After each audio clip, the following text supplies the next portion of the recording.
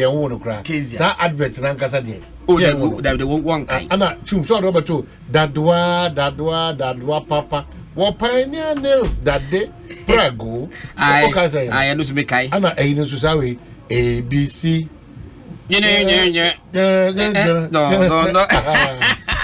ana has papa no me say men sem so film has the man red card no also one was free hey but man for betwa advert go pa oh yeah ana creative you can say chum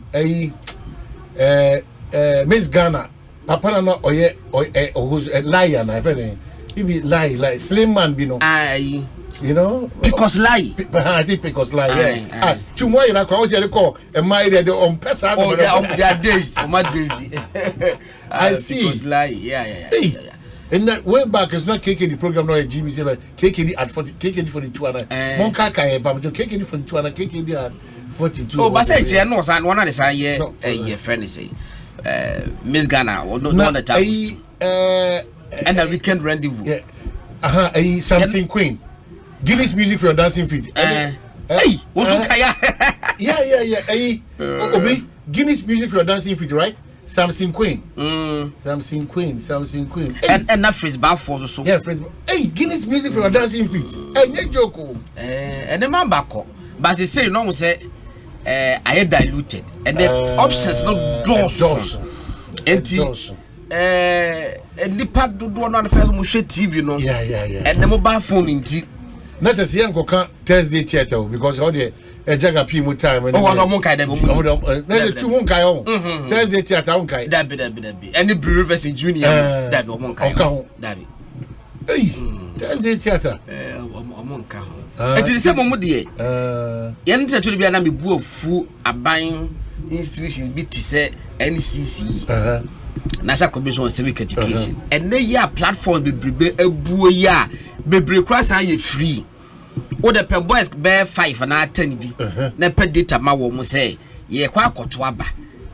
Assembly elections into no or more anti social media. Twitter, X wing, and Facebook, and the baby no omun pumping one a bedroom baby.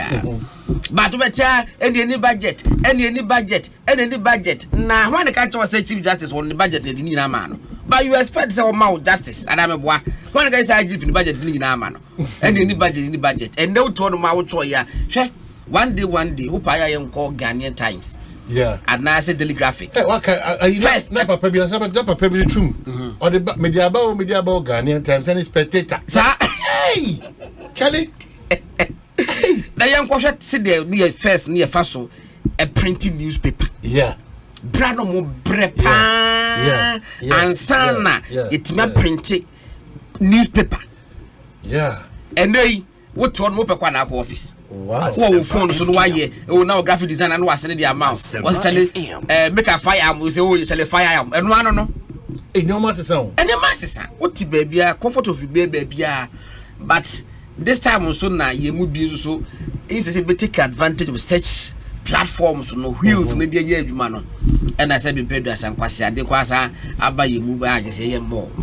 Okay, so God na celebrate akọ e come home and say kua boatwa ba be come obi e bra friend komodia ye di and na fiada the journalist point of view the year 2023 and also there abroad na ene komodo do na be gina the new patriotic party amanyuko no so na Ebiakofa Ghana so nkoso so na Ebiakonanti was special prosecutor enso ni feature na ya ba be hwa judge for ne special prosecutor so nkomodi na ya kai ye ho so preparation towards next year kodana ikosuku ebi dey 3rd ebi dey 4th ebi dey 5th ebi dey 6th kodana sa go back to school and also ahomboabo ayeye na e true so man pinyin dada Jomhama say ekwa no omu wie exam no e pass they true what can say if I've not heard that so be me come who accept you baby I don't want to believe it.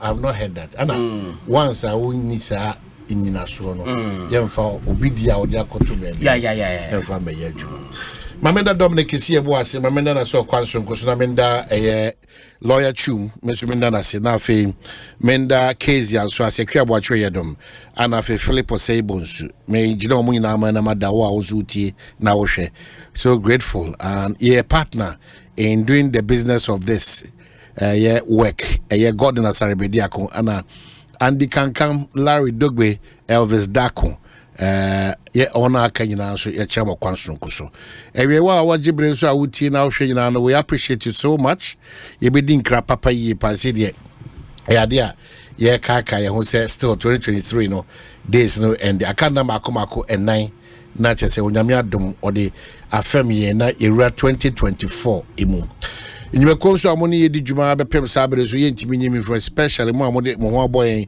e we Ekosiisen djumadi ne so our wishes every day a positive but when you made the cha your last day on Ekosiisen for year 2023 no ya be koso bless mu na afi ya kan sema kese e de agum munyuma ene modwuma efo so snit ya damase zp fonds ya damase ensa access bank more than banking most ya damase ensa dbs in chelsea papa efi ne ho Kingdom Real Estate most ya damase wo kwansonko so Dr. Mofa asem na making syntax tank strong aside very very tough mamena Ecobank Ghana so as Angel Cola one to the almost it tastes like a day Kingdom Herbal so the almost so kwansum ko so na fe Seahorse engine oil 150 and the eka ka hunina ewo ho Anna Franco Trading Enterprise ye koso kai ho say phone papa fee. We are still in the last days for the year 2023 Media de se ugusu ehwe ho ye ugusu tutu anamonsi ye ugusu hwese de woka de woye de wo hye de wudi no bibia nam ne kwaso kama edimam mesre as we are ending let's end well and start super very very important as we are ending let's end well and start super very very important to start every year and every day and every second of your life, no, you start it more with a nyoma a year in Cranshensem. Inti makacho, yeah, there's that agreement that no matter the situation, baby Ayabijne, we still appreciate and thank you for being a part of our success story on Ekosiisen on Asempa 94.7. And che ubenya kwenya bako mienu miensebi na oni abonkomo.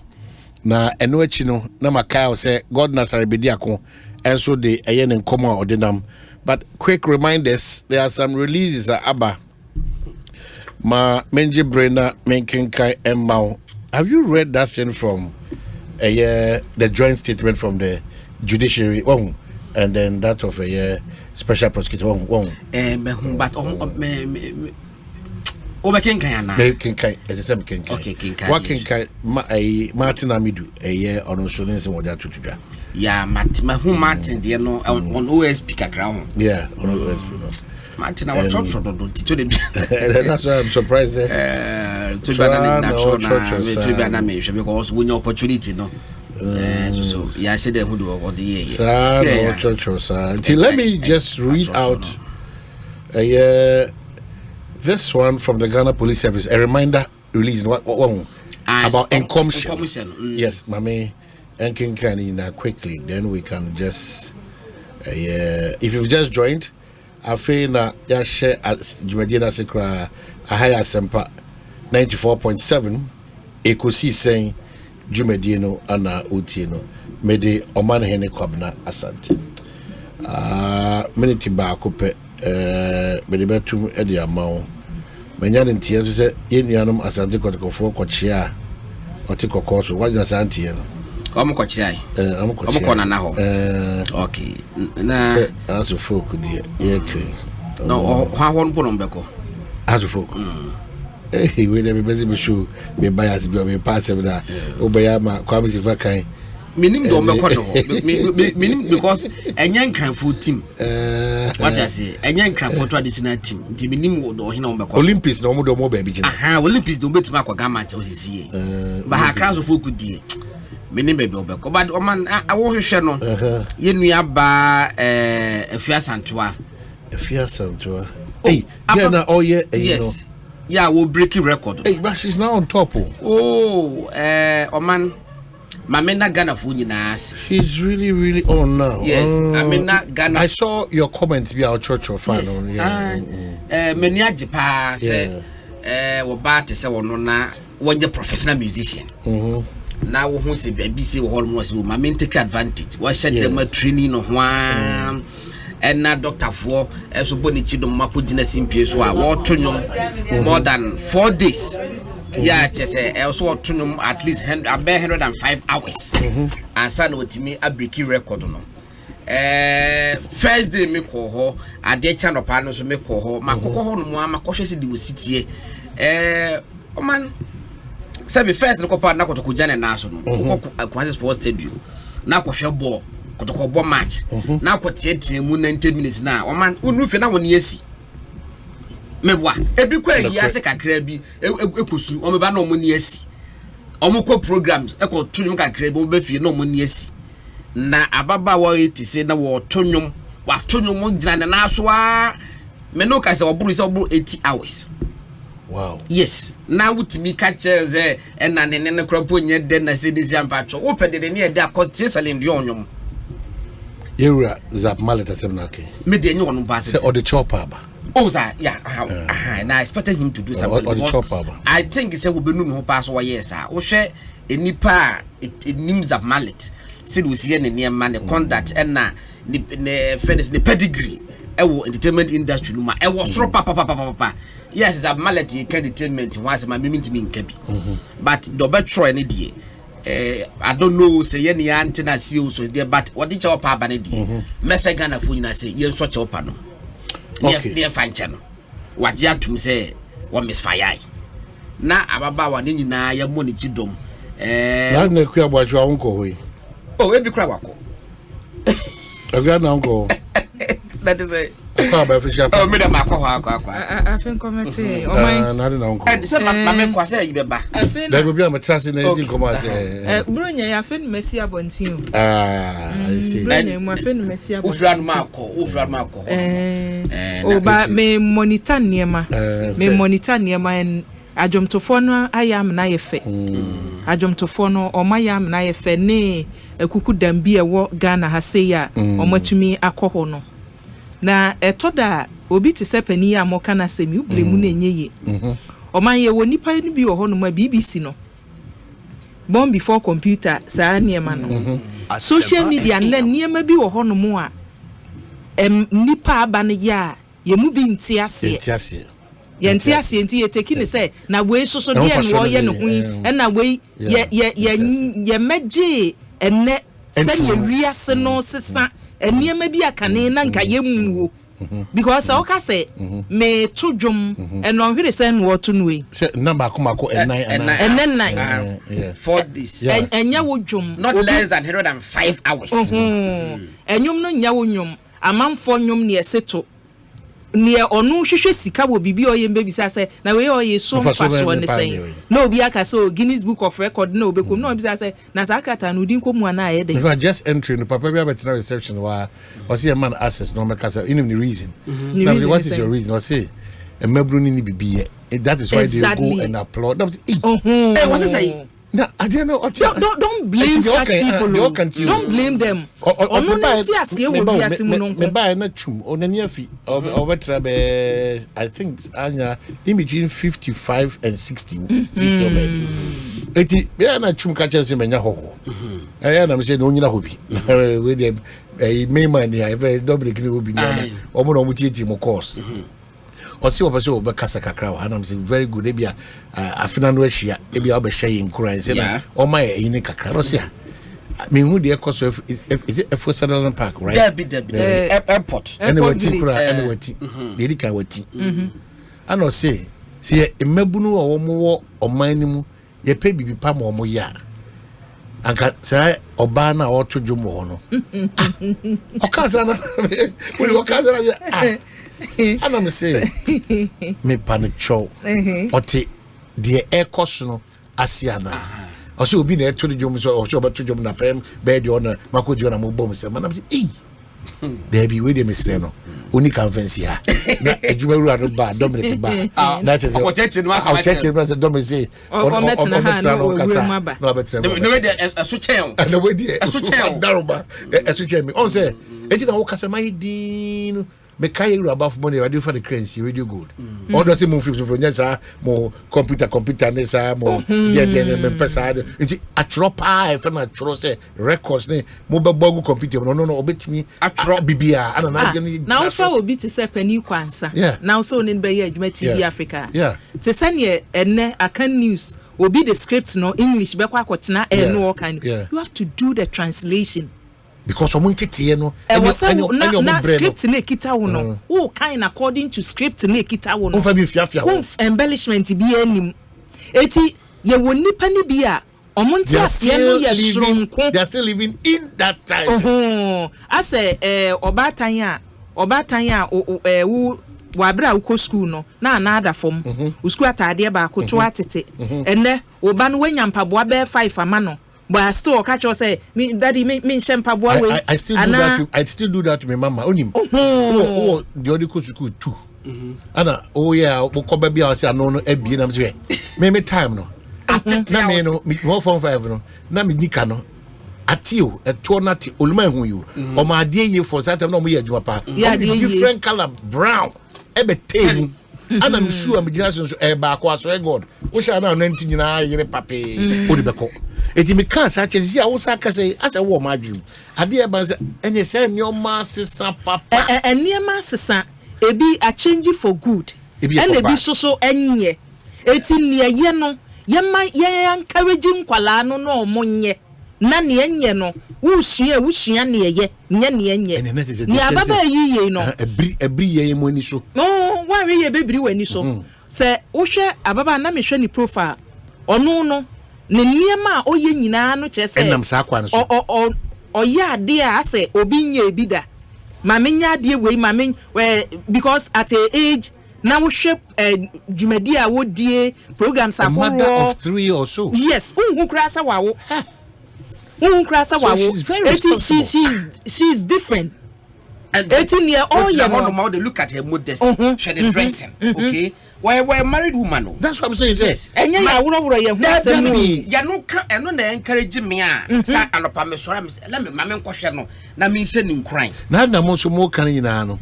Mo kan je say the was ya fa we ase no. Wa ma ya chance di me was ya chance je da akonya dim.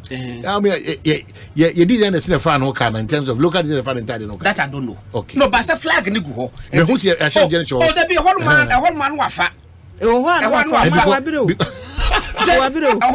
fa no wa we ni say say. Me no wan ke di na fufu ni wa bre na wa ya de o man eti yenti bi mu ase na mum se wonti ne ekoso na se sometimes it's good to keep mute. Okay.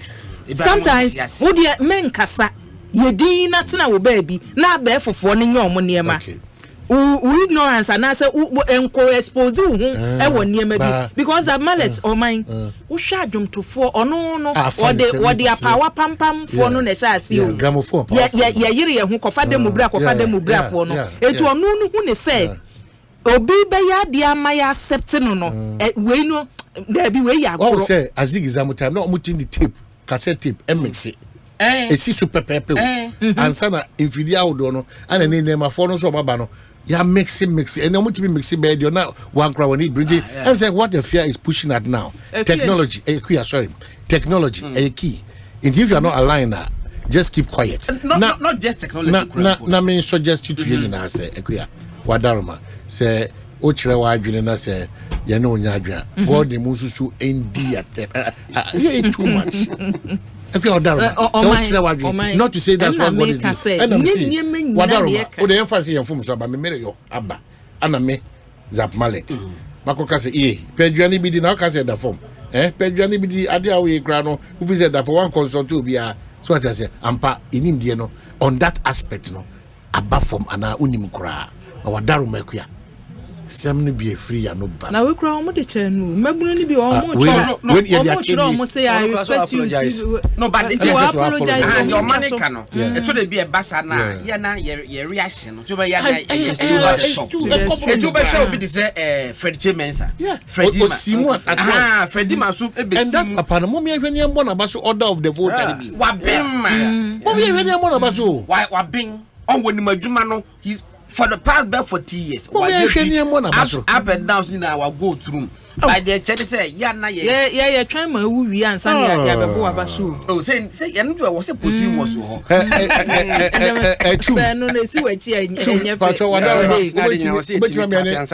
Freddie Marcasa. Uncle Fred on this matter, why Bomoja Fred might see that but unim, yeah, the mess na yang advocating for your choice of words. If I for this holiday break, what I have done, and it's me call Legon, Shiapomu, a memory phone, Echo J. Entitiania di shaka keva o ma tro ne o ma bibiri ho a say twi kasa make one what tie media what linguistics are now called African studies and now say theaters for I think Africa for no I think me pe edina kasa kra na nipa ne I'll just play back again na pina ye ka no media kwa mo me tia me say edidi atemu ze kumi kra ateni and I thank God they listen and they short back where kuti grasi ni apa wa jotu ni na to when they adjust what time oh the majoro eti o ma trotro ni na and you know I was extremely happy yeah say za being for ni and for we yempo yeah omo jibre etie ye troto omo diary on this date papa we buy on the kasa no the way I see car on sem no na ensisi so na enkyere se wan kasa be see edu baby na enkyere se ontete na wie peyo na wa ferry say na wa ferry ana onim o ferry utrim wie so a o kwa onamu ye dudu o peja empije but just that said ye omu ye mpani for so kwa come fa so aka kire no ya wo kwa anya it is not to discourage you oh yes or they encourage you say yeah letting you know say na me anim ni kure ni ene ma bebre free system ni but mo yere mo ho egusu ekrom na me say odemo bad news for so am on any woman oh na say yanom de to da kan wie kura omutimi frɛ ye ba me fa agrofred official pa hello okay so yebasa enya ne ababa kiti ekua waka no magia tum quickly ma menkin kan we na intimi ni hu nkomo na yenye emra back we me say ekua police die nana ekua Pentecost for no but o Pentecost asem na yebeba Pentecost David apostle I just see me who say apostle to me free you've done well so now you see we free as so as Pentecost for you know chairman over 20 years yes hey but Obaka say enro chia no free so as chairman of free so che eso ni din da so woni pati exactly that's what I say enro chia because we say we be ye chairman enema wo done the we ye Christ like what you say yeah because of when you do na till now that me Methodist ni as Pentecost yeah am no o hia bibia wonu say me gidi say we say timi ebe state funeral choir the man ye nyina ho yakọ abusuafo yakọ Church of Pentecost yakọ the man has really left a mark. Okay, so on the 27th, yes. Apostle for Kratano press release. Police reminder on prophecy communication. Now, as the year comes to an end, the Ghana Police Service respectfully wishes to remind the general public, especially the religious community, of the law on publication of fake news and urges its continuous compliance. We are grateful to the faith-based groups and individuals for their compliance. For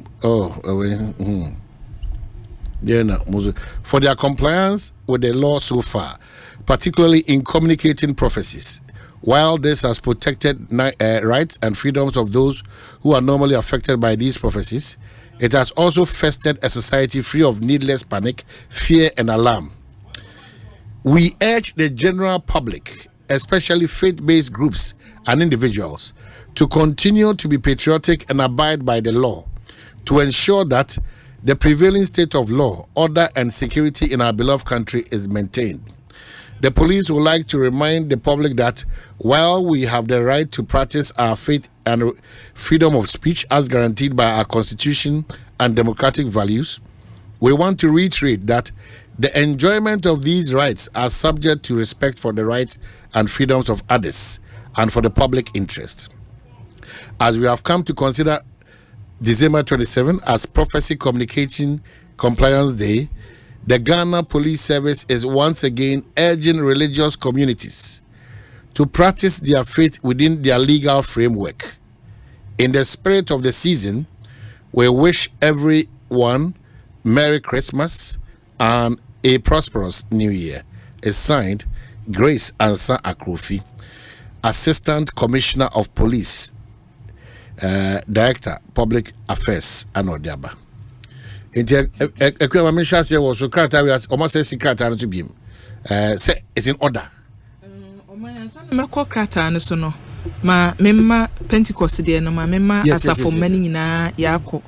Na mekai the last time chairman otisui empanifo ya amamre ni amane ede gina tumu na nasem a okaye wa bra mu hia ye wo gomu afete ne okan ni se nyankopon emmani hu the growth of the church and san wawu on kwa de no sere se emfie bedu but emfie du no enrukura no oman enese ye ka Church of Pentecost a wo awunim Pentecost bi ade ana nipa ewo mu suro ne se first na amanfo bu ni se atete kwa asore eni eduku na ye ho na mmerewafo na nkokora asore but from chairman na we free mu time no we share asore no to maintain the youth no kra wa asore no man changes aba wa asore no mu e free sam penimfo yi abreso na aba betonne eti se enne enna Godwin kan say enye Pentecost nko because ono onye Pentecost ni ba nipa ni bi wo hono mu a ye bu ni din a oman no kane ansa na asafokra ye owo mu aba sa nipa ni bi nie nipa otumi dedicate ne hu nyina se mede me hu nyina agbo afori ama sori no mede me hu nyina agbo afori ama oman no eti ye maame matantumi ene ne mma no ene chairman of the Church of Pentecost ne asafo mani nyina no ye me nyina ye ho yakọ me gidi se ewie ye ni general secretary kasa ye mande to dwa se afei na asori ne ne abusua no kohia nti ntutu ye bia wo ho no ombe ye announcement ama nipa nyina tinti eduru ho no ma oman ne aka e wo se eto aso bia no beto aso na aprosi for krata inu wo hu we no se o maka dada na wo mka dada so omo se sisu biem so o maka a kire ye se ma wo mo nhye boy ya chichechi bi mu e wo na Jennifer ireti mi fi asem ti ye kai omo ye kai dada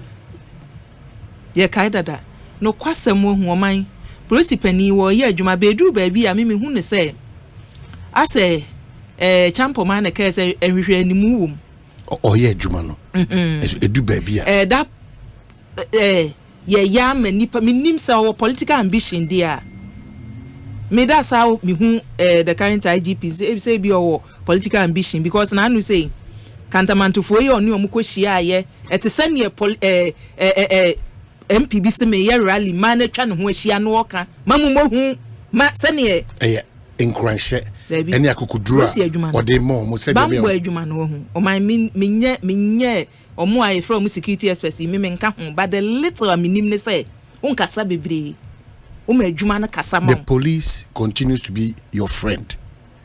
Your police, friend, no, many be now that there's a clear difference between the military, the investigative body, i.e., the INIB, the national security. Omo sa ayonkofa any papa said that omoni omani nti omumpe omunya if omo dey putupru any sumasidwa and omonam no moye. But obi ho no person of volunteer information ehia ayonkofa no okohu police force omuntem wo akire papa ebe problem ayonkofa no ne say police for communicate asembia si omu kire mu ba IGP ba ye prosi ni bia ankasa je wono ene wo kasa ne ye behu ni sa ono na ebi onam ne ye twa no ne ye de aba beto woni we wo se Prophecies dem me enhyem kom sa ade we ya ade ba ye no omo ebe so masomu dada say o kan letter nkwa mete baby say e declare then 27th day of then you declare 27th bia say asem we nyina no really me da letter we mi hu ni enti e de letter we beto wa kan asem no nipa no e beti ase na te ase efi sada no what say wo mo ehye nkomo ne ade ade asi o mo so na trendy no emma eni ehia no nya bi ni o ye ko abato brim ye ko abato o ye kasa ye kan wo ya so de no na ye chese o man me sa letter we de o de fa ebia eda no kan ma me fa emma na o ti sa danasi and I feel say as we have come to consider we ne ye hifo as omamu ni na no wonye wo de katwa so as we Parliament have na declare Saturday no as the Ghana Police Service mami we aha fe na wo qualified the Ghana Police Service but ensure so as but inferring the Ghana Police Service in a way okay as we have come to consider December 27 as Prophecy Communication Compliance Day. Wow, Prophecy Communication Compliance Day. Inti prophecy P compliance AC na fe communication AC ana day no D T PCCD Day. As we have come to consider. The Ghana Police Service is once again urging religious communities to practice their faith within, underlined, the legal framework. Within which legal framework? Which legal framework can stop will be to? There's no legal framework by a common sense. And we are appealing to public, we are appealing to our software. We will not entertain that. We can only appeal to them. But when Timmy there's no legal framework. So being Timmy my prophecy. The way and when what can that? But I find when they declare national compliance, the prophecy compliance day and 27. Now 27 among prophecy. A free sabre we kunyano. That one night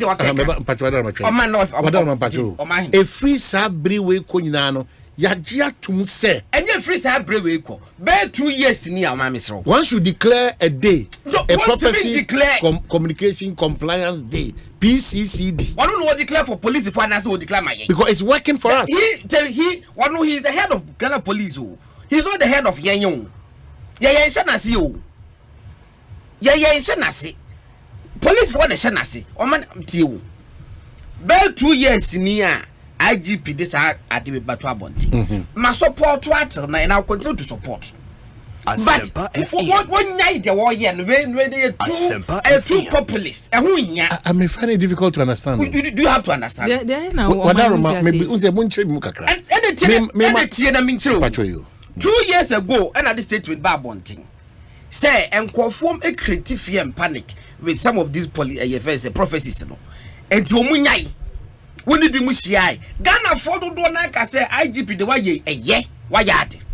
And Massa Afeno, prophecies no, a big couple ye coca or more of your near daddy at Kanya. Sana, you did this one bay. But Quebec say we have considered 27th as National Day of we need that mandate to declare Saturday. We need yes reno. And at the mechanism, why you careful said the Biobeca and one shall be near so for me to be on by stubborn. What I say? What you do to say? Obi my professor, what you do to say? Yet we are only appealing to them say assume see an obin Wuchina. Let me throw it back at you. Obi the bianso ana we odi fie eyi ana ono kwara we ana we no nyame aduma we ana no wuchina and how do you say this so mama come asem ni ya no ntin ya appeal to them say omunya saade no e create unnecessary fear and panic. But what cost can and legal there's no legal Samson. Say me and ya can't and a family. Okay? Let's say I think say as soon as I can creative and panic minimum bush more right to sue the person. So we should entertain that. We won't entertain it. They wa can't that no. You get to me say facade in Yejuma. But no more me yes say that ben no muye meeting say could declare 27. What is so special about 27th?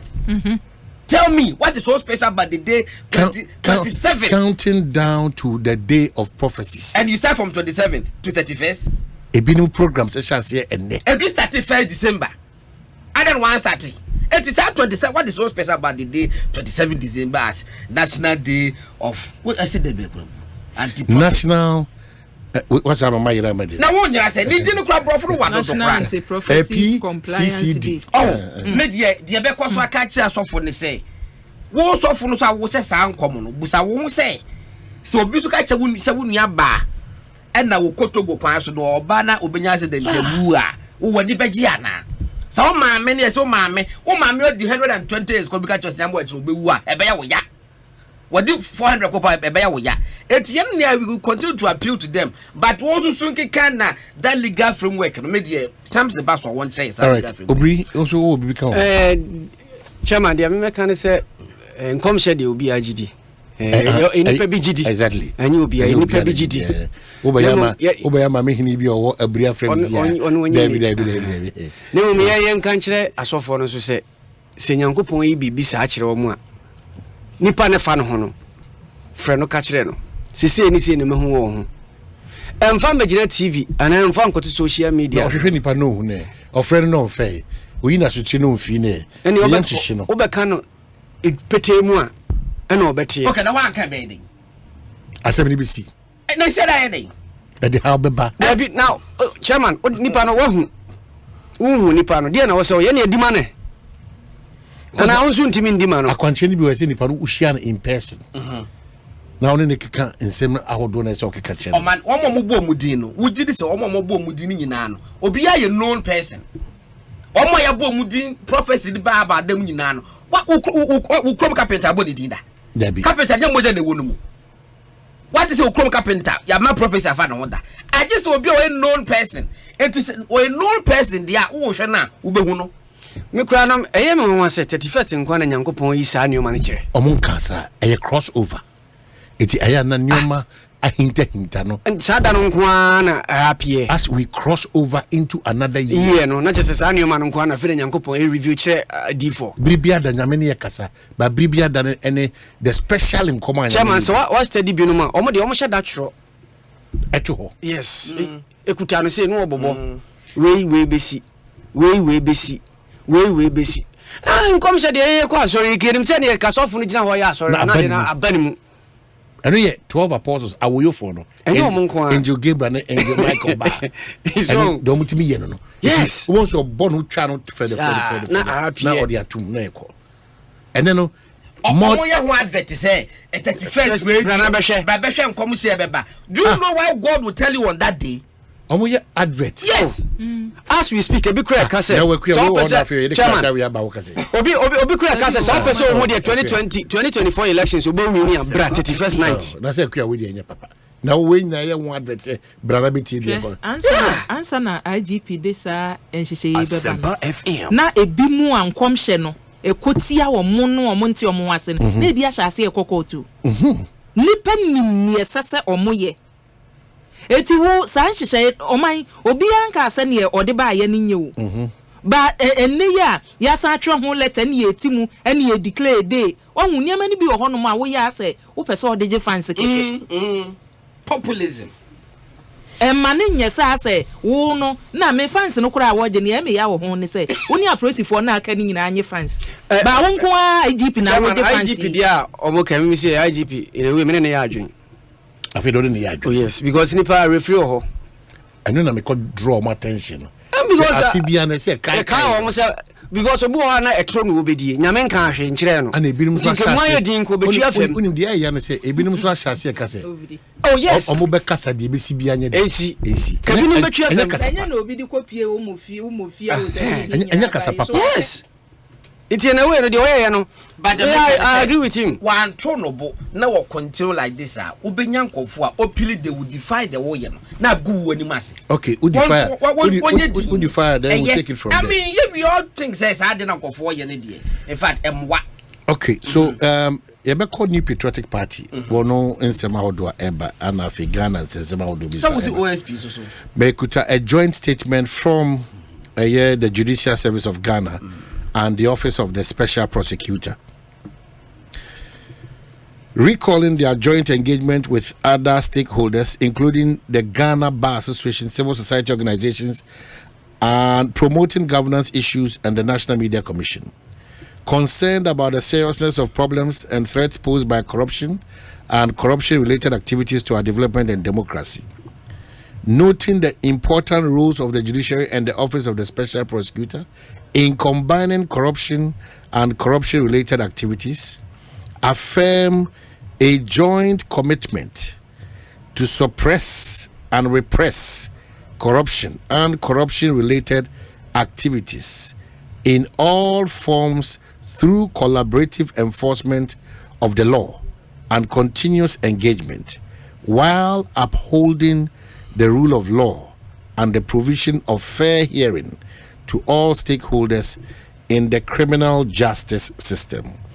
And the Judicial Service, they have signed, Office of the Special Prosecutor 2, and the 27th day of December 2023 is a joint statement from the Judicial Service of Ghana and the Office, the Special Prosecutor's Office. And surprisingly, meaning Yera Martin, I mean, do no, meaning the God do for that. And Yoma be brave or Honoma or church, or Yaka say, Krata we buy and also the Krata Biabetuma. I know, I don't know, honestly, I don't know what we can do. Maybe the word might not be the right word. Either calling for a truce or calling one of them to order. Because that office, Martin Amidu Kratana, he keeps, for lack of a better, ridiculing not the office, no. The person is worrying. It's worrying because occupy Akonya Bia. Ghana for na see through your president. And they said to me, no, and the Juma Okoyeno Ashenensa. And if you keep reading the epistles on almost on every blessed edition of their Bible on Timbiano, I think that Ghana should do something about this, Gordon. Oman. So man penya otanya kasa na afina kwewi. That's correct. So man penyi be ne be kasa na afina kwewi a. Ekonfa OSP office ne nka ongu no.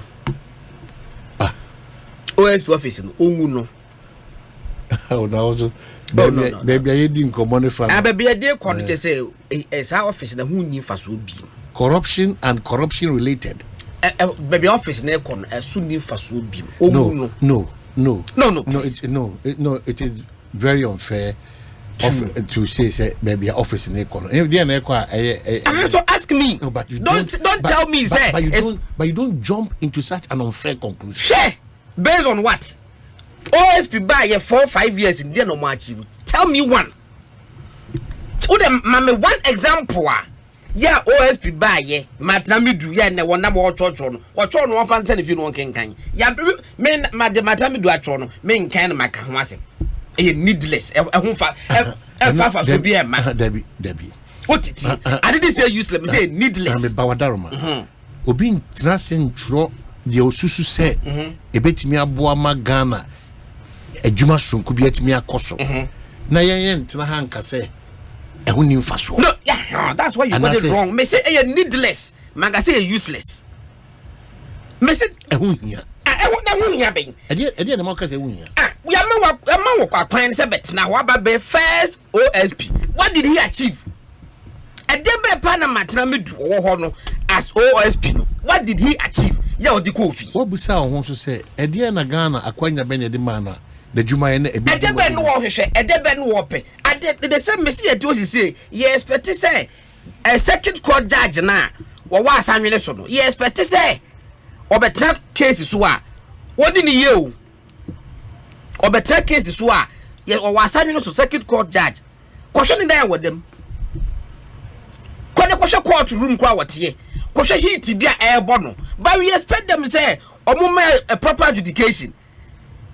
Why state institution bend the what Ghana say ya? was say what do open bia the bia de man institution bay ministry bay obi any be but we expect them say they should operate at the optimal level they do their best when your opportunity no you fail state no poto to akotena fie wo do be tro me me right say me discuss it on watro me kan put my discuss but right how kin kan yi o kin kan sisi joint one joint aseni say joint almost dey ye be adwuma bom esa say the ketas say ne proye esi jeans ye adwuma bom you wrong judiciary any prosecutor omuntimi nya adwuma mbom. Okay, we the engine chile more quickly na afiyembra back lawyer afishapa afen come to your man afise say na chese bibia nam ne kwa so kama ya danyame ase lawyer we the wadarma quickly am say bring you say me kan say wo holiday say we ni holiday ye penchire mu kakra bi on enioma ba ko mienu bi de ka posi for kata na ba abonte no ekai eye religious bodies ni faith ni say onya ahweye said ye be ya wono nsan koke kanyoma bi ebekwa ko tietie nipa fa odie su no na efa bi na MC ye nkomo na ko gina kakra eno ye point number 5 making control or say as we have come to consider December 27th as Prophecy Communication Compliance Day, the Ghana Police Service is once again urging religious communities to practice their faith within the legal framework. Point number 5, we are saying.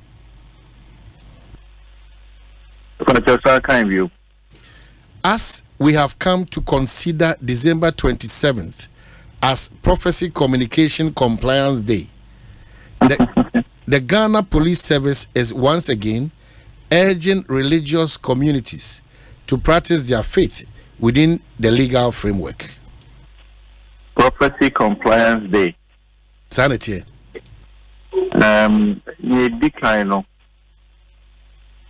Mine me did say what to me can asem way on a number of occasions. No cry a woman is say police for to an amubi ama ye mubi or my money be any omwanya adwen and so media nene is some kumane other like-minded people na ye ni omonya adwen 101%. Anything Bible na me no me enu ye nimu no or say God is not a God of confusion. He's a God of order. And he because senior will be a yana dreams on the 31st and now home no ban so many to me a cat a prophecy no and a nipa no in yami asem. Na ye who say Obesha prophecies no.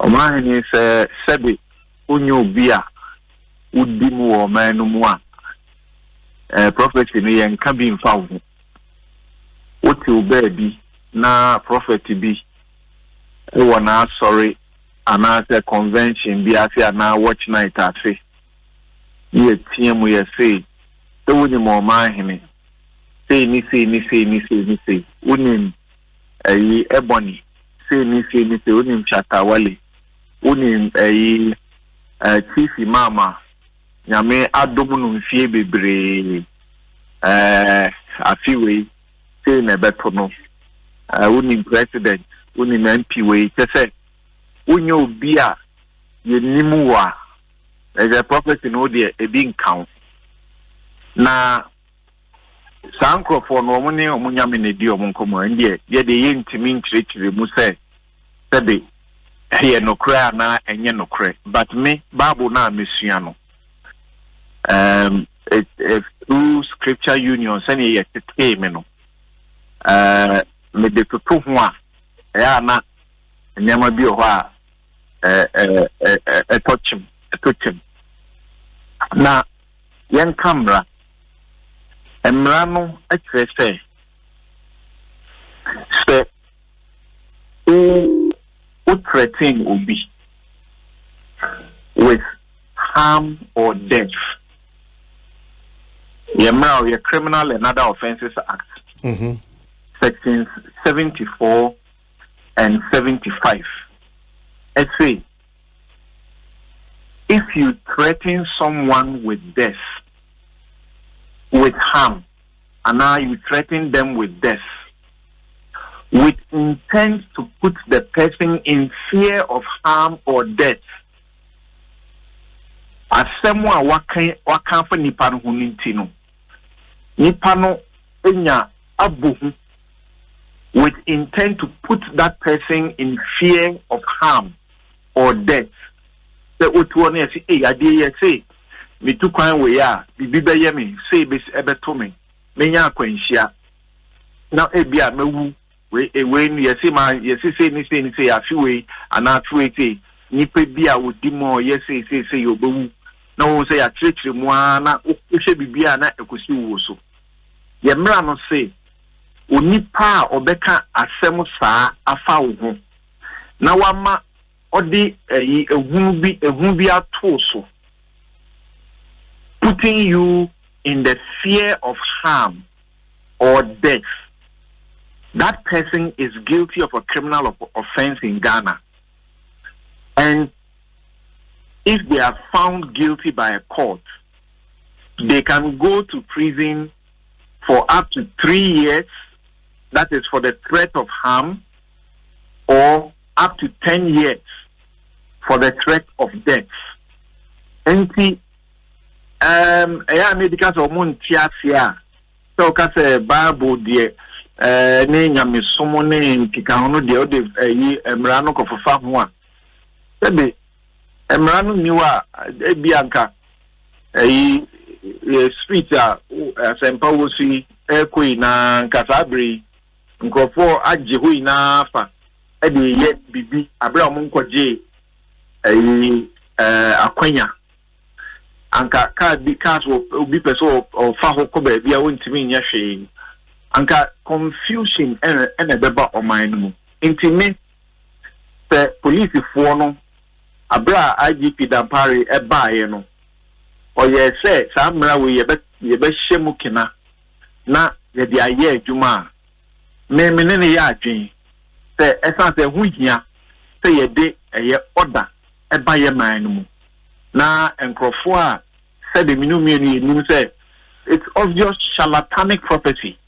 In fact, the law is also against charlatanic advertisements.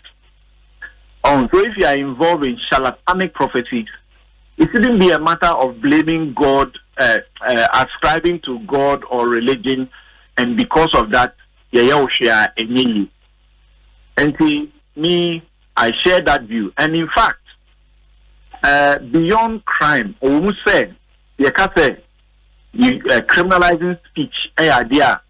Normally, no, you could see say, Obi can't someone, you didn't know the couple to fear to say, one can unity. And I'm one of those proponents that it's not good to criminalize speech. But I think it is important to make exceptions, particularly in a chaotic situation like ours, where 31st becomes the day that God speaks to all these prophets. It's very strange. And Neneka said, we can also focus on the civil law. I mean, it's civil law, civil action. And no, idea me fi say no. Ebe boake si na unipa na ya ka asema apa wo no. Said what you mu na waso radio. Na what o man what is obi abodi say na enunti ayemu share edawso. Na ode wakonya akwanhia na nipa no say se me kan say we ne beba we go sebe me sere me kan we nyansa ben de wom me na me kan say me na me kan say e na abemu no nti nipa no sebe we nya akwanhia we pira ana we di dem wu no eno wu nyame no sa na o ye na adwuma nti me kan say ebe hu behia ena sebe o man me wodi ye me a na ni bohu anase bibi saa me do be famra kwa mra kwa civil procedure no eno no de enye fiase na obuka akoda ye me ena unipa na nkrakra no ena yaka asem afa ho a kwan bi so no ofi se abo hu ne ama ebetia ma wasapa trauma nti ubetimi ateki what we call an action in court say yenji damages and mount say we can say and can pay power ema o ma upo ena sebe how kwan bi so on say etada mo kata nsem no microphone no so na la wadar man sabe proceed no so for back the test aba or say now we are about challenging what the spirit of God is saying. If there's a mekachere kwabna santi say ABC dia na kwabna santi say maboni hu a instead say meba mekosof no na makoje akwanchere betimi aboama saade na free no me resort to court. We are challenging the power or the authority of God. We are not God. challenging any power or authority of God. The God we serve is not a God of confusion. The God we serve is not a God that puts fear in you of harm and of death. Okay, okay. And to your almost sorry, 31st and Kwana Yamekas Akasachono, Omomayan Kanyan Kanokre, Nanyomoya no Mudi Kunya Misuma Enimasi, Omudi Gukris or Sumo Enimasi, a good and Hufini, Yan Kanyan Kanusa. Now, Yanami Treni say, Ade, Nipana, or Mahina or Ye popular, or be any moon, one gets a winning in Tina, who call Bo Sremuka, saying Bino, say, I mean, Puna Kachewa. Ade, won't mean from my Yami say, 31st, and I do know the catro. And I won't mean from my any Okukum and country, and I want to mean for Nipe Bia, or Nimusto, and one of my say, Penny saying, and Yami Yatrem, a pound. Now, see, own and radio soon, all kana, Mate, and our TV soon, all can a dead dinner mate, into me, sorry, Mbravo, Membravo, Medide. Membrana catch them, say, this is me boy for dear and sana say approval prono no sorry imam o din fie say o sorry I see obo ani pa nyame hira say we nyam fie be ye say enti eden enti tani amana mo ye no sebe me nyaka because in the civil way, no, there were case be a friend of Wilkinson versus Downton. There were Bakubisi a friend of John Via versus Sweeney, and I were a who do be of what when you pay be a be no. A catcher will be say na apu onipa we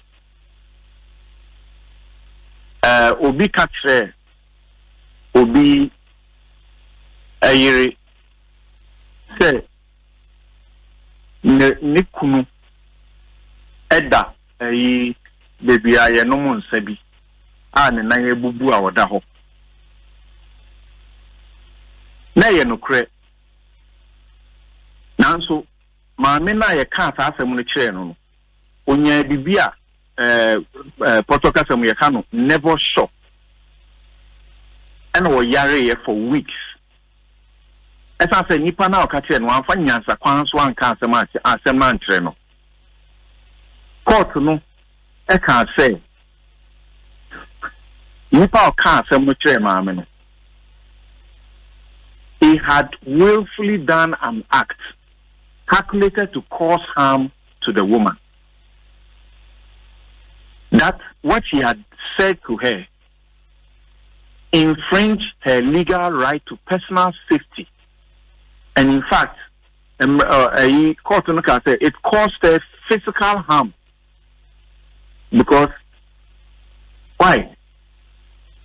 In another case, Latin versus Cooper, and that could be a friend of Wilson and Wilcock. a court can say intentionally causing another person reasonably to apprehend the application of immediate unlawful force to his or her person. It's all that makes the case of the thought of assault for that person. And see, who can someone and calbet me a proper biswaye na nyansa kwan biso na odiaka na nipa na ma omohu na onko fire no so na onko nya never shock na onko fire no so na akoma yare bi na onko fire no so na ehunu nti e be hwe na ye de na akoto hospital. Okay. O yes anyam na membe kan show bi ate Yankopon na trail say yen sa. Oh, o ye bibi sa na. Me mo fi say nipa na wo ye disade na ye wo no.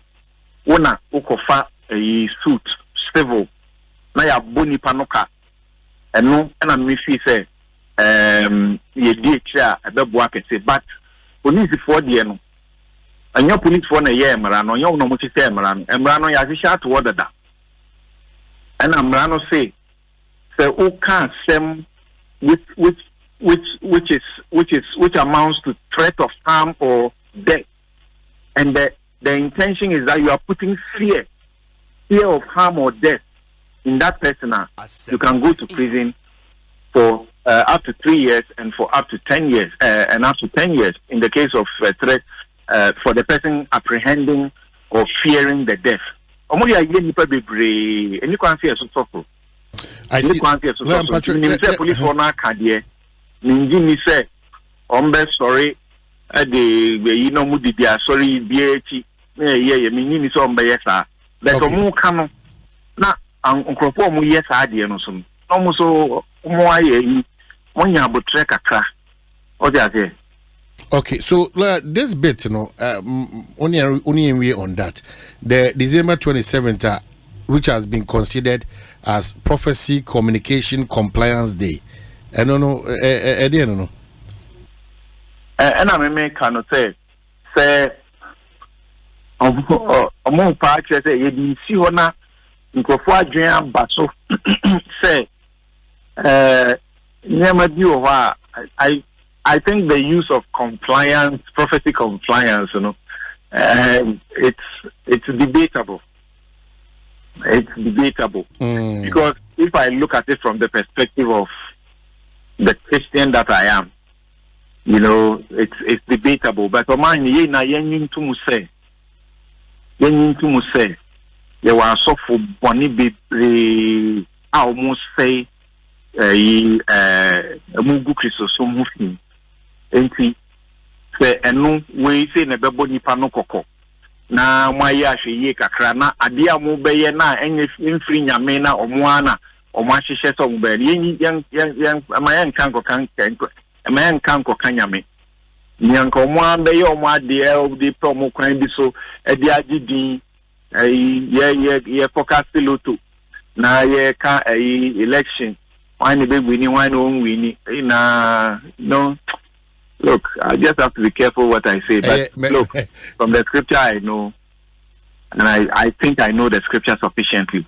My official panel fancy. Na me admire you here. I feel you didn't come on na. Me dasi lawyer something like for your time. So lawyer something like this and I didn't come on about you. When that they say between I feel you be come on also. Ma me mfa what in chiri na ba me say God in a kuya No. I think said we be confirm in can say that the compliance deal no. Okay. Was a problematic. That's where the issue is. Okay, so a obri first prophecy for 27th compliance now or fall within but abem. Prophecy compliance day. Can say on tiasie and I mean tiasie say man the kata when obri say o ka huhumasem na o ka huhumasem. The first compliance for 27th of December 2023. Enkom sha no kure wom a onyame ditu mu no. Obi onyame chira. Amen. No onye okese. Amen. Me nkwamse ni say. They got na ka chira o say. Ye nua baabi. On tu anamon se okọ se enkoto no so ababiem. O se baabi ono no nyaadwen. Krata bia ni wa. Na ono ka huhumasem. Satan no na wo honam mu. No odidi na se. Na odidinase. No odidinase. Omuka ona baba na bo hu awadwane no. He's the only oba also uncle. Okay. God you be kwa ba. Yeba. Greater Accra Central Region, Central Region. OSP Assembly am yan kan wi wo de kobra. I say me am say because say let away let ya wo dia ba nim say OSP press conference no be ye nan say adwuma a wo ye no amanfo ankwanoma ono nkwa na na mankwanoma wo beto judiciary for atem no say enu nti no ma issue say let away a wonim onu ntra na Godwin bisa say OSP edin no ba ye waye wa list wonu a list niam bi a wo so ba ye waye or the Chorinko ne todie e can achievement ho or can beka benchmark value see e de can achievement ho tumi a na kite mpanimfo bi e wo port ho no mo de kire say we ka ho a we ye parliament etumi asiesie omo a na omo ye counterfeit ho adwuma ya wa ya me ye free ho no mo awbo bi so aba unim oman na no me ka sem bi wo ha say ye wo issues bi wo mayimu a nipa ni de akire per resource aniema we ye okeka no obi ka se hu hia no boa ba se ye woniema kese asisi ye nipa hwe animu se enkabwe se OSP si wasomu a Ekosiisen na se u be su kire yen u be su kire ye se adwuma na me ye no we mu na eha me a wo ma ye hu se wo ye that effective wo adwuma na wo ye mu because that mo ye ne vetting no mekai so can bibi say me tie ye hwe ni TV so ne ma mani je ye ne say o ma corruption na nya akono be ma corruption o yisu time bi o ma ne nya akono o ma ne nya attractive enka wo kura wo a ejapade obefom ano ye be fro ne abisa so o man hene waketu a wo je esi pondu ka butimu no eburu wakatua wunya sika no we but say this is a special prosecutor area Martina me so twa na atwi nisifom Martina me do asem no tie asamo Martina me do die Martina me do die say you omode ne ba no NDC fo no aka ye NDC fo na akire papa nisu ene ne ban sa office no no emu ba ye no die no ye wo ho no nti so far the area kisi ajibe enye woni so David onu nie expectation na nipa hwe ni say nie nipa hwehwe say office ne beye no onuru ho omo ma ba ni obi ani ho a waduru ho because se wutie president niema online na app ka che Ghana for say nunti or this office ne ba because na omo de kwotro mra hye badwafo pon so say yen create sa office no yemwa no asemu a obi ti say na alaji ni sefise ni mu kan say ye wo corruption agencies ni bi wo ho no mo dada ye wo esrade wo ho ye wo yoko wo ho ye wo bebre wo ho no mo ye resource o mu ye emo mu nya adwuma esese o mu ye we don't need another office and a president ka said there be we die we ni ye sonko we ye adwuma no tumi ye kita no ene ni obetumi aye no we mu ntumi nye enti se wo Ghana for sa no ho ba no na se ye creative office no nipa wo select in first on no betena ho emfi odi yo de bebo abubua na mini ba bi te na obi awie sika akoto tai na ye mame nye madwuma na no complain saa na ode sorry ye na otifie no watch articles on ne de wo ho na ne ono so ba ye na nipa bi ka so na ni age kura de mmam nipa no ni obetumi aye ba so ono so be ye press conference be complain be ma ye saa complaints mu a na mintumi hu semra no a ya hyese omomfa nya adwuma no emra no na yanyiri mu nipa no eba office no na omonti adwuma na se office ni de oman so obi ka kire wo se ni enti e create office no ya tumi anya so mfa so esese yenya enya no kure okay Gordon bibi de say ekua kan benchmark values ye no OSP adwuma na Yamangu etuo bullets e wo miensa fa ko muram na kokum oso no sisire kwabrafo awia kese wo hu asere wo bola so a wo semaku no ya no yemo samrane look are you determining what should do to please you and but who is supposed to please himself Are you a determinant of the cases? Why not? Because me a citizen. And the war me mean so. Education. Your book is said Jabindi. One more, make a one more car say, says a bit my age man. We first 5 I make count. But I'm so disappointed in him. Especially arrogance be a back is Jabinso. That is personal. I mean, more examples. Share lawyer a year friend say Forest Commission. Sir John free mu. And now what say what there's some court or freezing the assets. And now they call court. High court judge and they say, Massa, a crime way I will fast for the bar, you know. Waiting. A crime for a while, over to my fast to 2 dollars, fuck up, never sack on for the sobra. To say they really want them by ye. Really want them by parliament due to moon. Supreme Court for say, a queen parliament for a due to moon, and your quine pa, it will almost say, ometi. On say parliament afa kwan papa no so am yasa jade na tum enti wakache ukiseja be say kwan a wo fa so de ba no enye kwan pa fa kwan foforo bi so na sa fa bra na kiseja ba be toilet didi ma me na tem wo de me ya kire. Are you sure? I am very sure of what I'm saying. What is the insult? How can we? Was it the woman or your bad judge was it she misapprehended the whole ye and misconstrued the as if say what look say jaben no asem ono de akodo judge na ntiase say no kan you but you are right what could the asem akọ judge ho okay was it what wabo asem na gu who are right to go to the appellate body who will appeal court of appeal who court of appeal but you come and write a statement to run down the judge. Who made a statement natural to run down the judge? I said, "Mamma, what bon? Kise Jabin cannot be a judge unto himself. Kise Jabin, one soon change judges who." And now the press conference of obey. At the same theatricals, who make it can be no can be air coso. So address the issue. And the Kuya catcher say, "A B and then nam sap." Press conference so anamasa yon kofa abedom maybe enya yon kofa e say sade no ye no wodidi wo matem wo say ne yonko lawyer bi tio ne yonko lawyer bi aka kire ne say wate say tio ne yonko lawyer ate say judge fuo bi akoka say ombeko atia kise jaben and obi lawyer pedimu te say wo kise jaben occupying the high office of special prosecutor. What we call press conference with this rumor. Then you run down and you say, now I said the judiciary is against you. Attorney General, you are under the Attorney General office in the powers. And no more because to you. Attorney General, the Assembly Court, what do you do for Meboa? Yeah, we soon. Yeah, because the judiciary is against him. Who is Kise Jabin? Who court is what do for the other? It means the judiciary is against you. No. And as a papa back on the court, judiciary, you freeze people's accounts, do anything how you want. Now, who court almost say, go to the appellate body.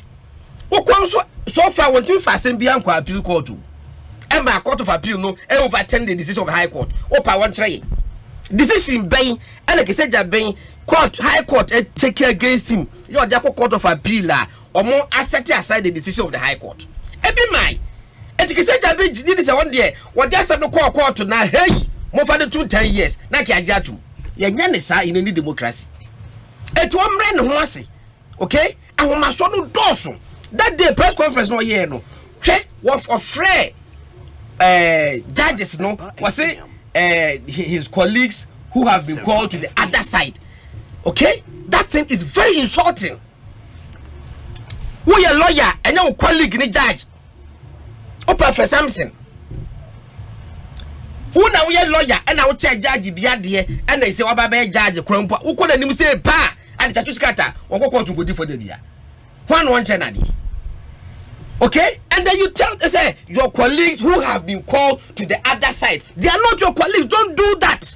Arrogance no doso. That time now work as you are a lawyer, you are see your bench and your bar. They are the bench, you are the bar. So sit there. Get to the bench and be a colleague. Get to the bench and be a colleague of them. But we can't be here and say your colleagues who have been called to the other side. Say they arrogance no doso. Or not the dignity. one koso nya adwuma es wo ye anye sa wonne koso man akade be no hia na obi a wakogya moka be dia o akade be no hia amode ka no na je na kwaji o de o se dia na keka se makezi ya dia mo ho ka oman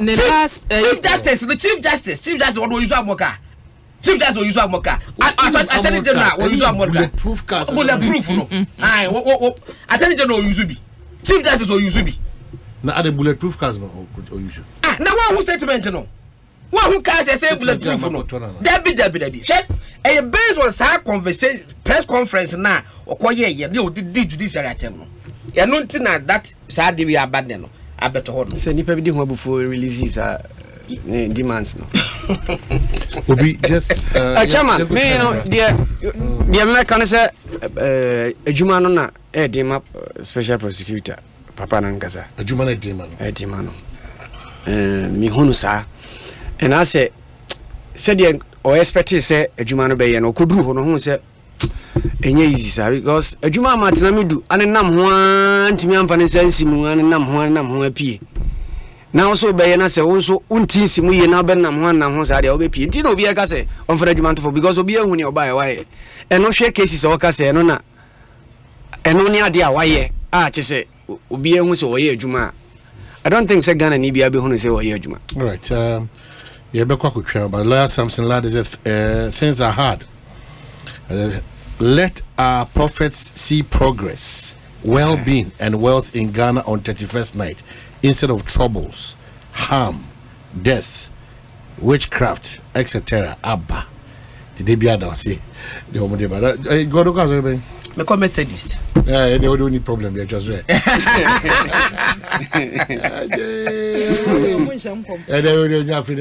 empowerment for so that yeah the end yeah apostle for no yeah be do be egu man yes yeah kwaba